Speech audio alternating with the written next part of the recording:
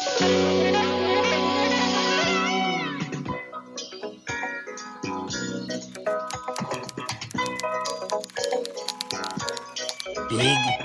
day. Big day, buddy.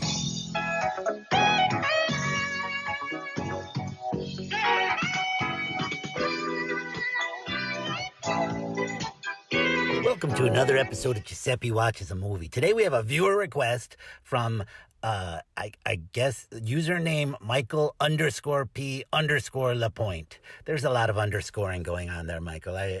You may want to look into that. Anyways, Michael requested Dancer in the Dark, the movie starring Bjork, or as I like to call her, Bjork. Because, that's how it's spelled. We all know it's secretly Bjork. Anyways, so he requested this movie. Now, I'm not, even though I watch movies, you've seen the type of movies that I watch and review. Things like Tremors or Texas Chainsaw Massacre, The Next Generation. When someone requests something like Dancer in the Dark, that's a little artsy for me. I got to do some research on this, and you can imagine how much I like the research. So yeah, I was like, okay, let me read up a little bit about this. Basically, it's like Wikipedia. I don't go much beyond that. Can I count that as a plug for Wikipedia? Anyways, so yeah, I looked it up and I talked to some people, maybe one person. I talked to one person about this movie. I watched it. I mean, maybe all the other reviews haven't been out, but hopefully you're watching along with some of our disaster movie marathons. Like this is some depressing stuff I'm watching. Like people are dying and I've taken so many baths watching all the horrible things going on. And then you request Dancer in the Dark? That's not that. I mean, Dancer, yay, fun. Dark, oh, bad. That's what this movie is. It's dark and it's bad. I mean, it's fun and it's bad. So, Lars von Trier, the guy who directs this, I have a quote from a friend who was like, Lars von Trier movies are ones that you should watch once and appreciate and then never again. And after hearing that, I understand why. Oh, God, this movie, okay, Bjork plays like a factory worker who's going blind, and she's in she's in the same town as Twilight. It looks like it's the town that Twilight happened in. Not that I've ever seen Twilight. Crap.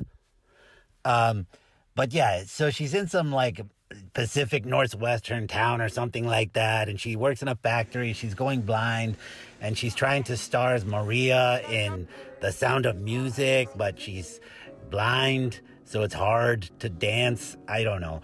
And so she dreams of having a better life, and in her dreams, they're all musical numbers. This is a musical, people.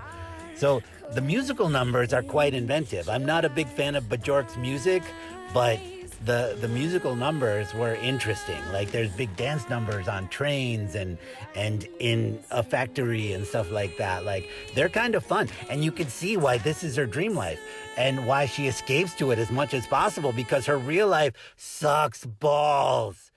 Big donkey balls. Oh my God. Just as I had gotten out of the bathtub after watching all those disaster movies, I had to draw another bath and get in. The bath bomb that I used was just Bjork's tears. God, it was depressing. She's trying to raise money she's working extra shifts so she can pay for her son's surgery, who he has the same blindness sickness that she has, so she's trying to buy him surgery so he doesn't go blind like she does. So she's working all these things, but she's getting in trouble because she's tired, and then her landlord sort of friend, who's like the town sheriff, sees that she's got all this money and steals it from her, and then is like, oh, you have no proof. I'm the sheriff. You can't prove that I stole this money from you. And she's like, but it's for my son's surgery. Oh, and then they get into a struggle and she kills him. But then the worst part is he wants her to. He tried to kill himself earlier. Yeah, real happy stuff here. So he tried to kill himself earlier and couldn't do it. And now he feels like less of a man because if he had killed himself, at least his wife or something, kids would be set with insurance or I don't know. So now he wants her to kill him.